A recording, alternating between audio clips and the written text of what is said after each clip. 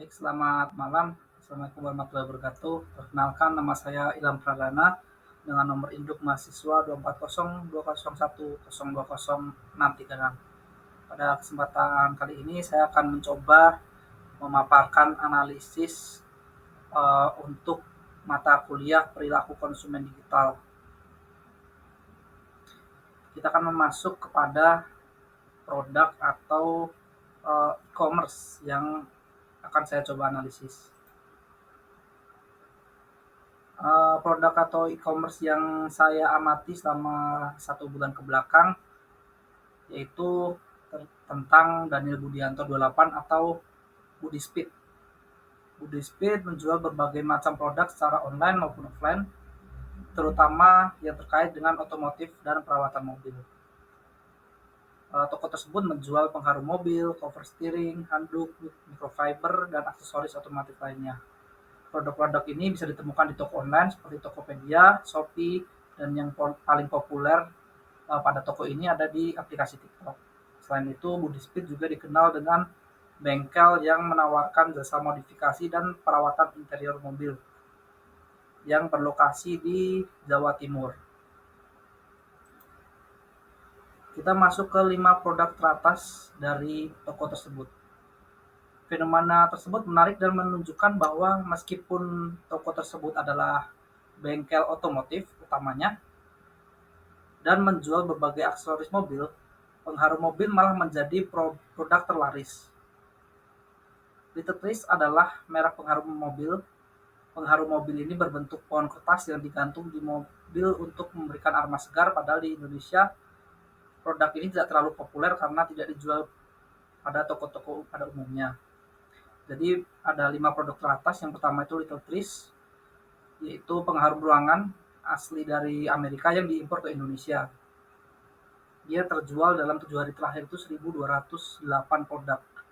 Yang produk kedua yaitu ada kain microfiber. Yang ketiga ada Venom Wrap, yaitu hampir sama seperti Little Trees, itu pengharum ruangan yang ditempelkan di ventilasi mobil. Yang keempat baru produk otomotif yaitu cover steer. Yang kelima cover steer Napa GR Universal, hampir sama pada produk 4. Kita masuk ke analisis live TikTok. Pada sesi live TikTok tanggal 1 Mei didapat statistik live sebagai berikut. Dalam live yang kurang lebih berdurasi 45 menit tersebut, didapat rata-rata penonton sebanyak 2,3 ribu penonton. Pada jam waktu itu live-nya jam 11 malam. Interaksi yang terjadi antara konsumen dan penjual produk sangat intens karena metode penjualan dari host live dengan cara yang cukup emosional, sehingga konsumen atau viewer cenderung banyak bertanya hal-hal yang di luar dari konteks barang yang dijual, sehingga membuat host atau penjualnya marah-marah sambil mengenalkan fungsi yang sebenarnya dari produk tersebut.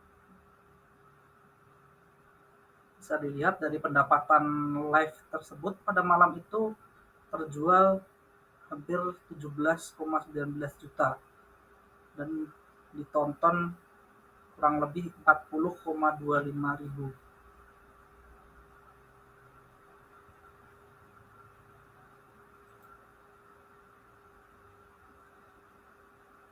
Lalu selanjutnya pada live TikTok kedua, yaitu tanggal 17 Mei 2025, didapat statistik live tersebut sebagai berikut.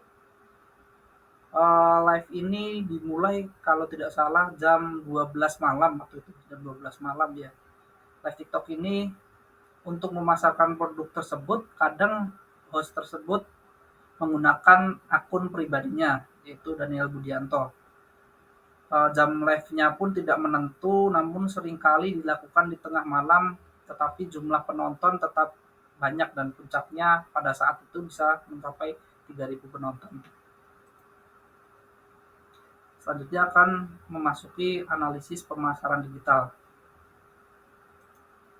Analisis faktor-faktor pola perilaku konsumen. Yang pertama ada faktor pemasaran. Faktor pemasaran menjadi poin yang sangat penting dalam suksesnya penjualan produk melalui live TikTok tersebut.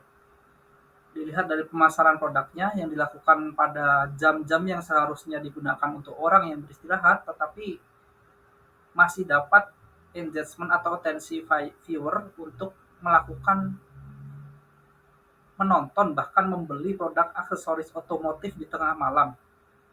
Interaksi dengan konsumen yang intens membuat konsumen tertarik untuk membeli, melihat dan melakukan review terhadap produk yang ditawarkan. Yang kedua ada faktor psikologi. Faktor psikologi yang digunakan host toko tersebut atau si Daniel Budianto tadi dengan menjadi temperamen dan emosional menarik minat viewer untuk membeli atau mencari tahu produk yang ditawarkan oleh host tersebut. Analisis interaksi dan keterlibatan konsumen menggunakan metode live streaming seperti yang dilakukan oleh Budi Speed di TikTok, di mana penjual dan konsumen terlibat langsung dalam interaksi yang emosional dan dinamis dapat meningkatkan keterlibatan konsumen. Dalam hal ini, host yang temperamental dan emosional menciptakan sebuah hubungan personal yang dapat membentuk perilaku konsumen untuk lebih tertarik dan bahkan membeli produk yang ditawarkan. Strategi ini memberikan ruang bagi konsumen untuk merasa lebih dekat dan terhubung dengan produk maupun penjualnya. Dengan meningkatnya interaksi secara langsung juga memberi kesempatan bagi konsumen untuk bertanya lebih banyak dan merasa lebih yakin sebelum melakukan pembelian. Baik, terima kasih. Mungkin itu saja analisis yang bisa saya sampaikan. Mohon maaf apabila ada kesalahan. Wassalamualaikum warahmatullahi wabarakatuh.